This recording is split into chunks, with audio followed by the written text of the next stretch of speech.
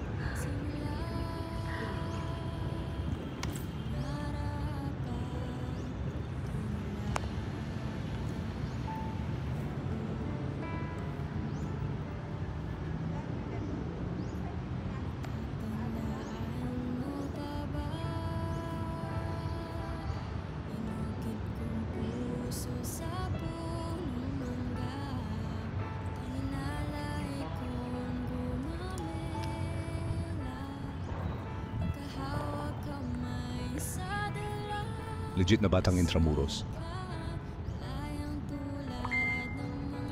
Ang makulit na bata.